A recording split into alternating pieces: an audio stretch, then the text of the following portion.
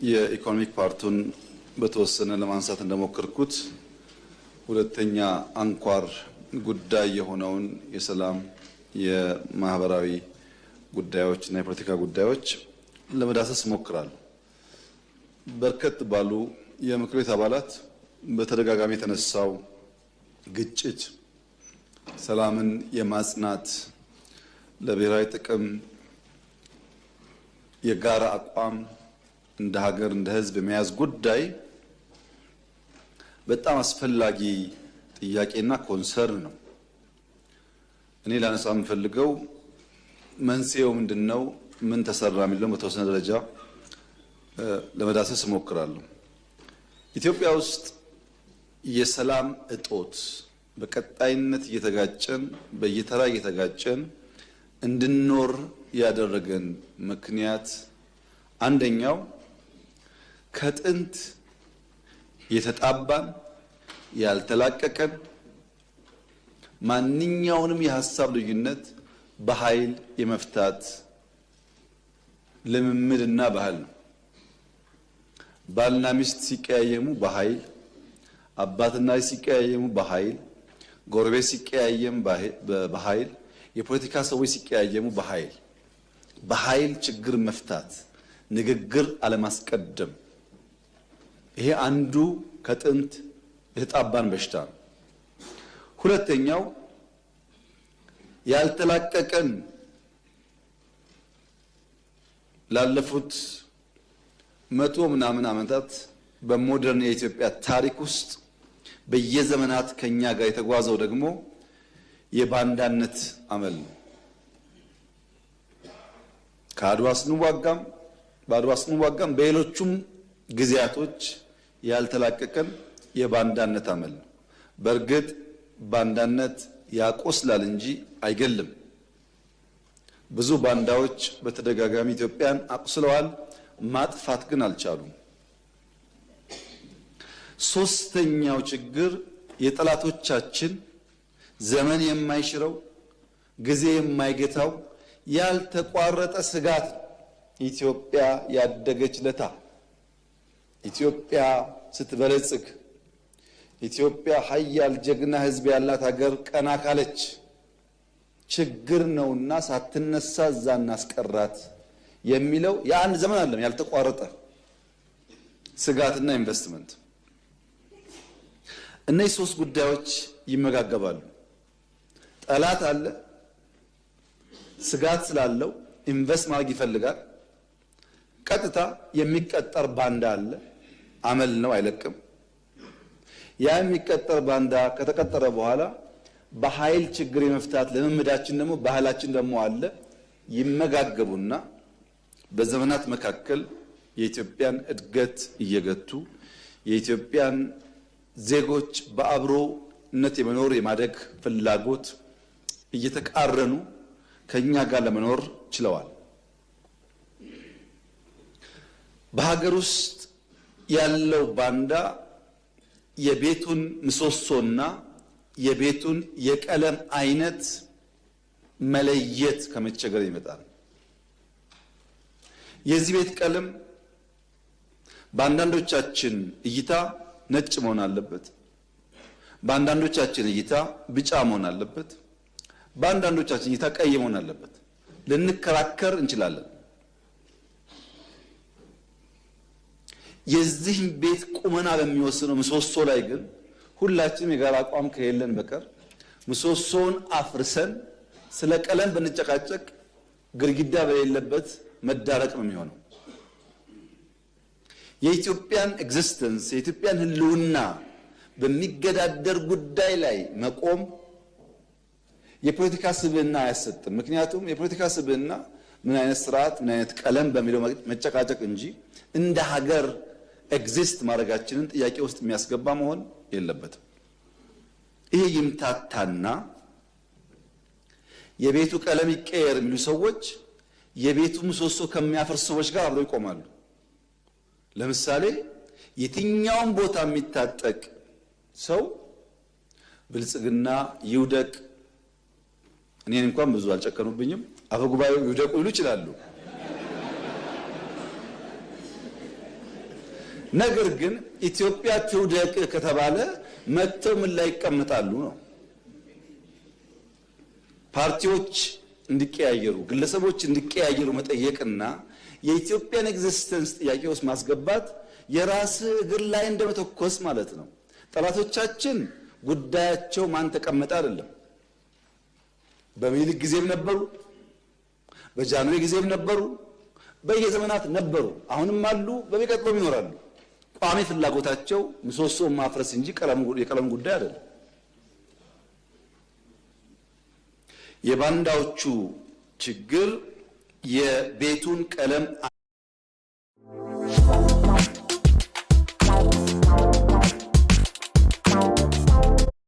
ችግር ፈጽመው ደግሞ ለትምህርት የሚሆን ነገር ጥለውልን አልፈዋል። ለምሳሌ ደጃች ባልቻ አባነፍሶን ውሰድ። ባልቻ አባነፍሶ በሚኒሊክ ዘመነ መንግስት ስመጥር ጀግና አርበኛ፣ በአድዋ ድል ውስጥ ከፍተኛ ሚና የነበራቸው የጦር አዋጊ ናቸው። ጃንሆይ ሲመጡ አልተግባቡም። አሁን እኛ እንደማንግባባው አልተግባቡም።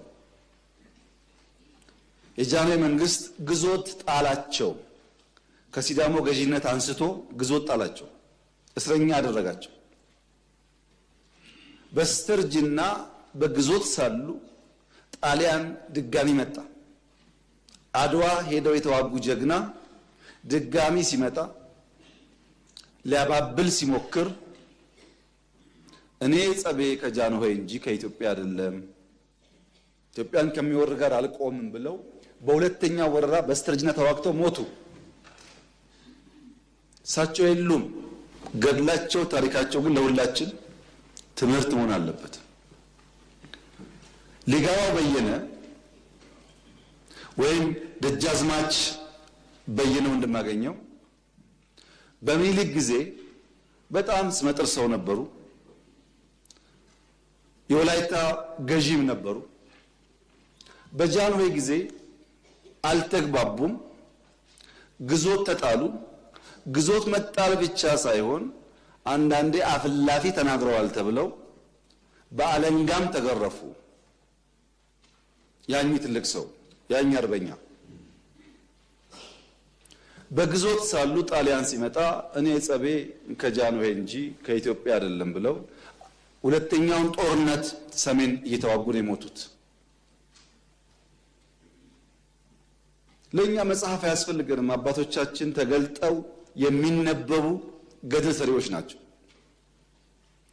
እነዚህ ጀግኖች ሀገራቸውን ያስቀደሙት እንደ ዛሬ የፖለቲካ ፓርቲ ኖሮ ግድ የለም ያኛው ፓርቲ ባይመቸኝ ከዚህኛው ጋር ታገላለሁ በሚል አይደለም። ፖለቲካ ፓርቲ ይባል የለም፣ ድፍን ነው፣ መንገዱም የለም። ግድ የለም በሚቀጥለው ምርጫ እወዳደራለሁ በግልም ቢሆን እስከ ምርጫ ልታገስ ለሀገር ብሎ እንዳይባል ምርጫ የሚባል ነገር የለም። ምርጫ ቢቀር ግድ የለም ኢንክሉሲቭ ናሽናል ዲያሎግ ስላለ በዛ ሐሳቤን የኔን ግሪቫንስ ኤራው ተደርጋለሁ ይናገራለሁ እንዳይሉ ውይይት የሚባል ነገር የለም። ግድ የለም ሚዲያ ሶሻል ሚዲያ እንዳይሉ ሚዲያ የለም። ብዙ አማራጭ የላቸውም። ምርጫቸው ግን የኢትዮጵያ ህልውና፣ የኢትዮጵያ ኤግዚስተንስ፣ የኢትዮጵያ ምሰሶ ነው። አሁን ያሉ ሰዎች የበጎች ጸብ ለነብሩ እንደሚመች ነብሩ ሁል ጊዜ የሚፈልገው በጎችን አጋይቶ በዛ ግርግር ውስጥ መጠቀም መሆኑን መገንዘብ እስካልቻሉ ድረስ ጥፋት ይመጣል። እዚህ ውስጥ ብዙ ጉዳይ ተነስቷል። ለምሳሌ የኛንና የኤርትራን ጉዳይ ላንሳ። አንዳንድ ሰዎች በኢትዮጵያና በኤርትራ መካከል ችግር የተፈጠረው የኢትዮጵያ መንግስት የቀይ ባህር ጥያቄ ስላነሳ ነው ብለው ይላሉ፣ ያስባሉ፣ ይተነትናሉ። ግን አይደለም።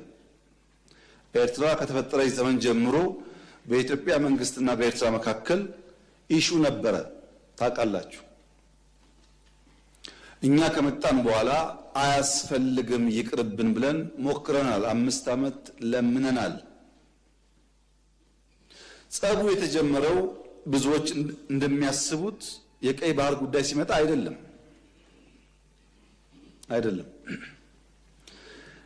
በትግራይ ውጊያ ሲጀመር የመጀመሪያው ዙር ውጊያ ሽሬ ካስለቀቅን በኋላ የኤርትራ ጦር ከኋላ ኋላ ተከትሎ ሽሬ ገብቶ የአንዳንድ ሰዎችን ግለሰቦች ቤት ማፍረስ ፎቅ ማፍረስ ሲጀምር ጸብ ተጀምሯል። አልተናገርንም እንጂ አክሱም ይዘን ስናልፍ አክሱም ገብቶ ወጣቶች በጅምላ ሲረሽን ጸብ ተፋፍሟል።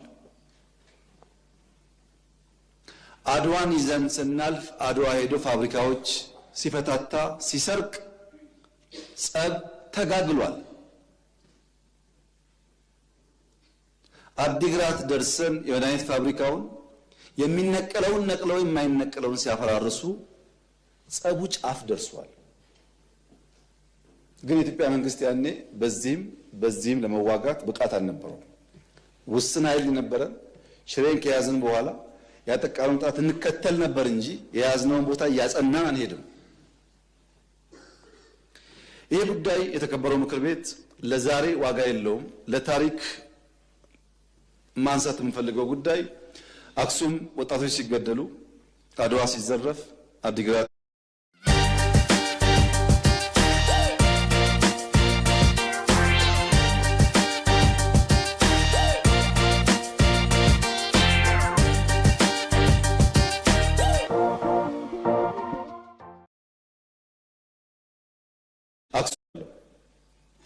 የላኳቸው የትግራይን ህዝቤን አታገሷቅሉ፣ ሀብቱን አትዝረፉ፣ ጸቡ ከቲፒኤልኤፍ እንጂ ከትግራይ ህዝብ አይደለም የሚል ነው። አቶ ገዱ አሁን እኛ ጋር የሉም፣ ግን ክር አላቸው፣ ህሊና አላቸው። ዛሬ ቢደብቁ በታሪክ ውስጥ ይወጣል። ለምን ጉዳይ ነው እንደተነጋገሩ እሳቸውም ያውቃሉ፣ ሻዕቢያም ያውቃል፣ እኛም እናውቃለን። አሉ አልሞቱም። እሳቸው አክሰስ ይደረጋሉ፣ ሊናገሩ ይችላሉ። ለክራቸው ሲሉ ለእምነታቸው ሲሉ ማለት ነው። ለምን ጉዳይ እንደሄዱ በእሳቸው መፈታት ሲያቅተው አቶ ደመቀ ልክ ያለው አቶ ደመቀ አሁን እኛ ጋር የሉም፣ በህይወት ስላሉ ለእምነታቸው ለሌላቸው ሊጠየቁ ይችላሉ። ለምን ጉዳይ እንደሄዱ ያውቃሉ። ከነሱም ውጭ አሁን ሲስተም ውስጥ ያሉ 2-3 ሰዎች ልክ ያሉ። ታስታውሱ ከሆነ መቀሌ ልንገባ ጥቂት ሲቀረን የ3 ቀን አልቲማተም ብለን አውጀን ነበር። ብዙ ሰው ሚስጥሩ አልገባው። የቸገረን እኛ ሽሬን ስለቅ ከኋላ ይገባሉ፣ አክሱም ስለቅ ከኋላ ይገባሉ። አሁን መቀሌ ስንገባ ደግሞ ገብተው ትልቁን ከተማ ዳሜጅ ያደርጋሉ ብለን ከነሱ ጋር ከአሁን በኋላ ከወቅሮ እናልፋለን ብትሉ ወያኔ ትተን ወደ እናንተ ነው የምንዞረው ውጊያው ብለን ወቅሮ ላይ የሚጠብቅ ፎርስ አስቀምጠን ነው መቀሌ የገባ ነው፣ እንዳያልፉ ማለት ነው። ይሄ ጸብ ተፋፍሞ ሄዶ የፕሪቶሪያ ስምምነት ሲፈረም እንዴት ቲፒኤልኤፍ ሳይጠፋ እንዴት ትግራይ ሳይወድም ፊርማ ይደረጋል በሚል ነው የመጨረሻ ጫፍ የደረሰው ጸቡ። ከዚህ ኃይል ጋር ነው እንግዲህ አንዳንድ የቲፒኤልኤፍ ሰዎች ሆነው ኢትዮጵያን ለማፍረስ እንስራ ያሉት። የትግራይ ህዝብን የሚጎዳና የሚጠቅም ነገር ይሄ መንግስት ነው የሰራው ወይስ ቲፒኤልኤፍ? ሁሉም ቲፒኤልኤፍ ላይሆን ይችላል። አክራሪ ቲፒኤልኤፍ በሚል ሊወሰድ ማን ነው የሚለውን ዛሬ ብዙ ኢሞሽን፣ ብዙ ፕሮፓጋንዳ፣ ብዙ ውሸት ስላለ ችግር የለውም። ነገ ግን ታሪክ ያወጣዋል። ማንም ሰው እውነትን ለጊዜው መሸፈን እንጂ ከናካቴው ማጥፋት አይችልም። እኛ መጨረሻ ፕሪቶሪያ ስንፈራረም መቀሌ ለመግባት 1 ቀን የቀረን አሸንፈናል። ጦርነቱ እንደምታውቁት ያለው ግን ምንድነው? መቀሌ መግባት ድል አይደለም። ህዝባችንን ማንጠብቅ ከሆነ ተመልሶ ይዘረፋል፣ ተመልሶ ይገደላል። ያ ከሚሆን ሰላም ይሻላል፣ የኛው ህዝብ ነው ከሚጎዳብን ይቅርብን ብለን የወሰነው።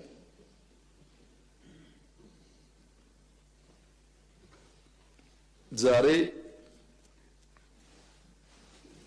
የቲፒኤልኤፍ አንዳንድ ሰዎች ያላቸውን አቋም ሳይ ምን ያክል ህዝባቸውን እንደሚጠሉ ምን ያክል የህዝባቸው በደል እንደማያማቸው ነው የሚገባኝ። ድሮም ብያለሁ፣ አሁን ደግማለሁ። እኛ እውነት ስላለ በቅንነት ለህዝባችን ማገልገል ስለምንፈልግ ቲፎዞ ባይጮህ፣ ሶሻል ሚዲያው ባይጮህ፣ አክቲቪስቱ ባይጮህ እውነተኛው ፈራጅ ግን ስለሚያይ ማንም አያሸንፈንም። ማንም ቲፒኤልኤፍ በኤርትራ ወታደር ዘረፋ እንዳይካሄድበት ስንጠብቀው ኖረን አማራ ክልል ሲገባ ቲፒኤልኤፍ ያደረገው ነገር ያሳፍራል። ፋብሪካዎች አፍርሷል፣ ትምህርት ቤት አቃጥሏል፣ ባንክ ዘርፏል። የኢትዮጵያ መከላከያ ሰራዊት መቀሌ ነበረ በብቸኝነት ቲፒኤልኤፍን አባሮ ሻቢያን ሳያስገባ መቀሌ አንድ ቤት የፈረሰ አታገኙም። አንድ ቤት ቲፒኤልኤፍስ ቢሆን አማራ ክልል መጥቶ እንደዛ አይነት ነገር ማድረግ ነገ ለሚቀየር ታሪክ አስፈላጊ ነበር? እንደዚህ ያለው ኢትዮጵያን ያላስቀደመ ለጊዜ ድል፣ ለጊዜ ሳውንድ ባይት፣ ለሚዲያ ጫወታ የሚደረግ የፖለቲካ ስብዕና በዘላቂነት በራሳችን ህዝብ ላይ ጉዳት የሚያመጣ ብቻ ሳይሆን በታሪክ መነጽር ሊጋባው በየነን ዛሬ ታሪክ እንዳነሳቸው በታሪክ ውስጥ ይነሳል። ታሪክ አያዳላም። ምን አይነት የፖለቲካ ስብዕና ነው የተገነባ ያለው ያላችሁኝ እንደሆነ ፈረንጆች ዴማጎግ ይሉታል። ዴማጎግ ፖለቲካል ካራክተር ያላቸው ሰዎች የሚያስቀድሙት ምክንያት ሳይሆን ኢሞሽን ነው። ለምሳሌ የወልቃይትን ጉዳይ እንዴት እንደምንፈታ በህገ መንግስት አግባብ ብለን ከተስማማን በስተቀር ከተስማማን በኋላ ወልቃይት ካልተመለሰ ተስማምተው ፈርመዋል እኮ። ይሄ ዴማጎግ ነው። በትንሽ ስሜት ህዝብን ለመቀስቀስ የሚደረግ ነገር ማለት ነው። ዴማጎገሪ ቀላል መፍትሄ ነው የሚፈልገው። ዘላቂ መፍትሄ ላይ አያተኩርም። ቀላል መፍትሄ መፈክር በመፈክር ለውጥ ይመጣ ኖሮ ባለፉት 50 ዓመታት እንደ ኢትዮጵያ መፈክራው Mzansi, we've made real progress in the fight against HIV and AIDS. 79% of South Africans who know their HIV status and are living with HIV are now on treatment. Through initiatives like the Close the Gap campaign, government is pushing harder than ever to speed up testing, treatment, and prevention across the country. And science is on our side. A breakthrough HIV prevention injection called lenacapavir has been proven to prevent HIV infection. This is one of the most exciting developments, bringing us closer to ending AIDS. Visit your nearest healthcare center for more information. A message brought to you by government.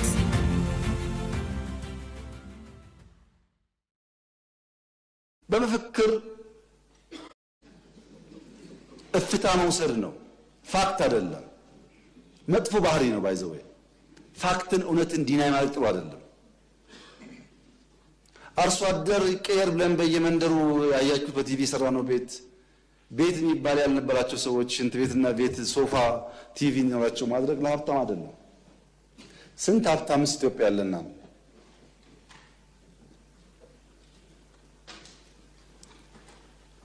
እንደዚህ ያለው የፖለቲካ ሂደት ኢትዮጵያ ውስጥ ጉዳት እያመጣ ነው። ለምሳሌ ሸኔ ምን አለ? እኛ እነዚህ አሃዳውያን ናቸው፣ እነዚህ ሚሊካውያን ናቸው፣ እነዚህ ምናምን ናቸው፣ ከነዚህ ጋር ትግል ትክክል አይደለም ብሎ ጫካ ገባ። እኛ ዩኒቲ ፓርክ ስናስመርቅ ዩኒቲ ፓርክ ማስመረቅ ወንጀል ነው ብለው አሁን ዛሬ ከእንትና ጋር ሰርግና ምላሽ። ታዲያ እንደዚህ ከሆነኛ ለምን ተከሰስን? እፍታ ነው። ትናንትና ምን ብዬ ነበር፣ ምን ሰርቼ ነበር፣ የት ጋር ቆሜ ነበር የሚል ነገር አይታይም። ሰው የዕለት ዕለቷን ብቻ ስለሚያይ ማለት ነው። ይሄ ዴማጎጊ የተጠናወተን ያለ ባህሪ የኢትዮጵያን ፖለቲካ በከፍተኛ ደረጃ የሚያዛባና ጉዳት የሚያመጣ ነው። የኛ ምርጫ በዘላቂነት ነገን በሚፈውስ ጉዳይ ላይ ማተኮር ነው። ለዚህ አንደኛው መፍትሄ የማድረግ አቅማችን ማሳደግ፣ የኢትዮጵያን የማድረግ አቅም ማሳደግ። በምን? በኢኮኖሚ እድገት፣ በተቋም ግንባታ። ክቡራትና ክቡራን ከዚህ ለውጥ ጊዜ ለውጡ ሲመጣ የኢትዮጵያ አየር ኃይል አንድ ቢጫ ሄሊኮፕተር ብቻ ነው አየር ላይ ማብረር የሚችለው። የተቀረው ግራውንድ ሆኗል። ዛሬ በተለያየ ስም የሚጠሩ ከመቶ በላይ አውሮፕላኖች የኢትዮጵያ አየር ኃይል አሉ። ከመቶ በላይ ሰምታችኋል። ከመቶ በላይ ለምንድን ነው ተቋምን ገነባው ያላችሁ እንደሆነ ባንዳው ከማቁሰል አያልፍም። ዝግጅቱ ለቁስል ሳይሆን ምሰሶ የሚገዳደሩ ኃይሎች ከመጡ ኢትዮጵያን ለማጽናትና ለማስቀጠል ነው። ስራችን እሱ ላይ ነው። ለምሳሌ ጠላቶቻችን ለባንዳዎች 10 ብር ደሞዝ መክፈል የሚችሉ ከሆነ እኛ ለኢትዮጵያ 100 መክፈላችንን ማረጋገጥ አለብን። ከነሱ የበለጠ ሀብት ካላመነጨን በስተቀር በሀብት ምክንያት፣ በሚዲያ ምክንያት፣ በዲፕሎማሲ ምክንያት ጫና ያመጣሉ። ለምሳሌ የኤርትራ መንግስት የኢትዮጵያ መንግስት የውስጥ ጉዳዩን መፍታት ሳይችል ቀርቶ የቀይ ባህር ጉዳይ ያነሳል ብሎ ይከሳሉ።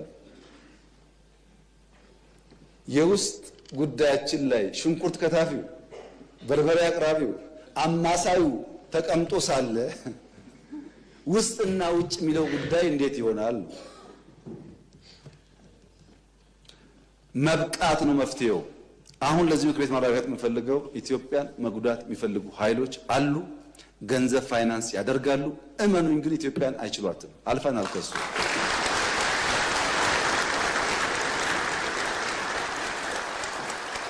ገንዘባቸውን ያፈሳሉ፣ ይከስራሉ። እኛ እንቀጥላለን ጉዟችንን። በውስጥስ በውስጥ የውይይት በር ክፍት ማድረግ አለብን። ዛሬ ባንዳ የተባለ ሰው፣ ዛሬ ከኢትዮጵያ ተቃርኖ የቆመ ሰው ልብ ገዝቶ በቃኝ ካለ ሁሌ ክፍት መሆን አለብን። ቂም መያያዝ አያስፈልግም። የግል ጉዳይ አይደለም፣ የሀገር ጉዳይ ስለሆነ አንዳንዱ ተሳርቦ ሊሆን ይችላል፣ ጎርቶ ሊሆን ይችላል። ልቤ ታድሷል፣ አእምሮዬ ተቀይሯል ካለ በራችን ክፍት መሆን አለበት። ይቅር ለማለት አላደረግንም። እኛ ይሄ ከእስር ቤት ጀምሮ ስንቱን ይተው ነው። ለምን? ኢትዮጵያ የተኛ ጉዳያችን ስም አይደለም፣ ጉዳያችን ስድብ አይደለም። ኢትዮጵያን የሚጠቅም እስከሆነ በይቅርታ ለማለፍ ዝግጁዎች ነን።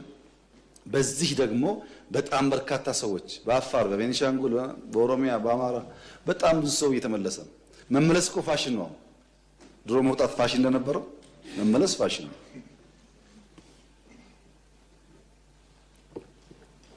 ማንም ሰው ለሰላም ዝግጁ እስከሆነ ድረስ ለመወያየትና ለይቅርታ ዝግጁ መሆን ያስፈልጋል። ለኢትዮጵያ ሲባል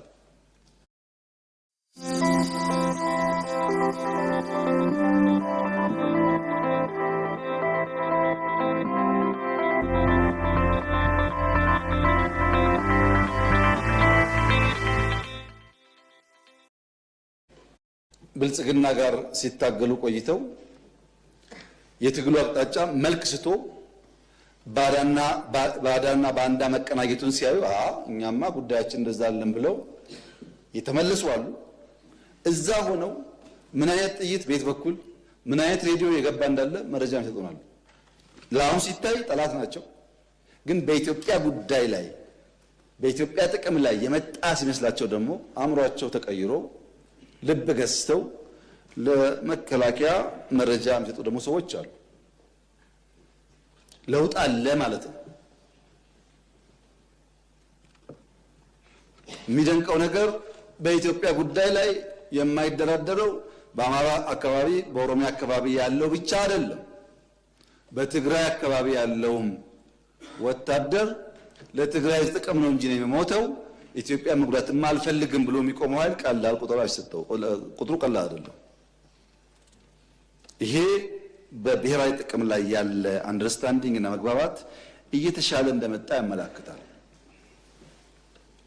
መፈናቀል በሚመለከት ኢትዮጵያውያን በፈለጉት ከባቢ በሰላም ሰርተው መኖር ህገ መንግስታዊ መብታቸው ነው። ማንም ይሰጣቸው የሚከለክላቸው ጉዳይ አይደለም፣ መብት ነው።